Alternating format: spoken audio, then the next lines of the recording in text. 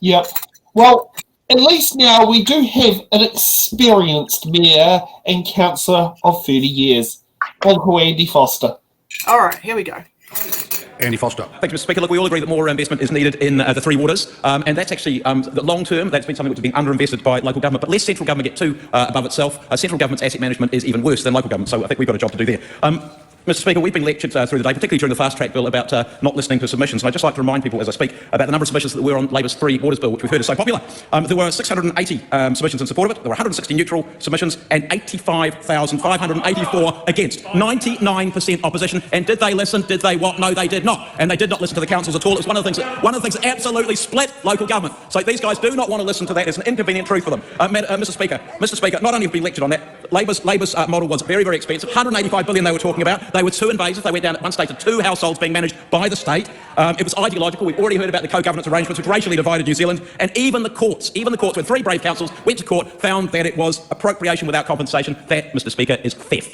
Theft. That is what the last government was indulging in, and that is what they should not have been doing. Mr. Speaker, now we're time to go into the modern bill. Mr. Speaker, that's exactly what I was about to do. Mr. Speaker, in comparison, this legislation leaves assets with the communities and the councils that have built them up over the last 150 odd years. It gives councils the choice over their delivery arrangements. It allows councils to set statements of expectation to guide the water entities. It is subject to the disciplines of the Commerce Commission and the Water Services Authority, Taumata Arawa, which I think will be a very, very good discipline on them. And there is a lot of transparency requirement on them. It ring fences finances, which I think is an excellent thing to do. And it also clarifies one thing which I don't think Labor ever actually managed to do, which is to allow water companies to charge for water services. And also, I think very pleasingly, to be able to charge for development contributions, which I think is a very, very sensible thing to do. Mr. Speaker, it allows for wastewater standards to be set by ordering council. Labor was asking, how's this going to save money? That is one of the places it might well do that. And also it allows by ordering council national engineering standards, which I think will be very, very helpful to councils in saving money. It protects against privatisation. And I look forward to the passage of this bill through the House and through the Select Committee. I commend this bill to the House.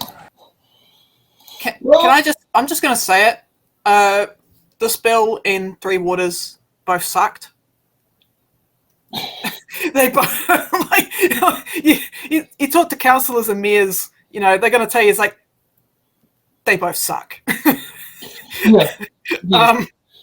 It's like Labor went one direction, the National went all the way the other direction, and the councillors just want something in the damn middle. And no one seems to be able to hit the middle.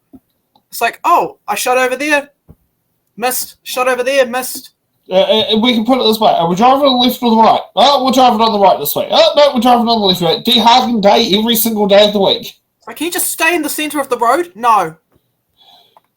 So, and the other thing, too, is that, again, this bill does expose the way how the funding's being done, especially up in Auckland.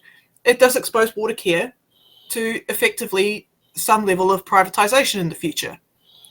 They're not receiving enough money.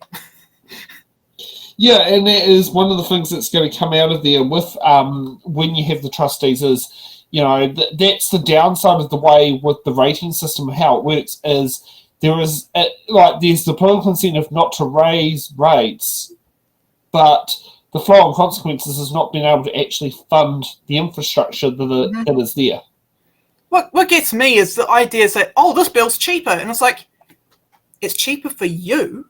It's not cheaper for the ratepayer. Yeah. It's like, do you want to spend, $1,000 of taxpayers' money a year per person, or do you want to spend $5,000 per rates account? Mm-hmm. The money's still coming from the same person. Yeah. It's not cheaper. When you boil it down like that, you look at the taxpayer, they're also paying rates. It's not cheaper. You've just diverted costs. And it's not like, unless it's a rental property, your rates aren't tax deductible. No. Nor is your insurance, nor is the interest on your mortgage repayments. Mm-hmm. Yeah. Yeah.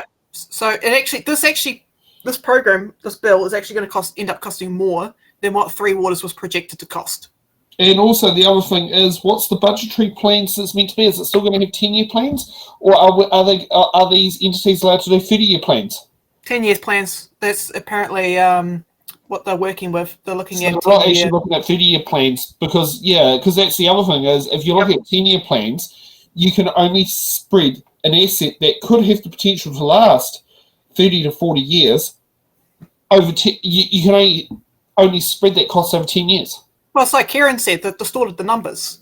Yeah, exactly. It's like That's the thing about long-term plans is the Yep. current local government rules only allow you to go to 10 years. It It's like, doesn't allow you to go to 30. There are very few situations you can bring 30-year plans into it. I do know Wellington has managed to pull in on the sludge plant.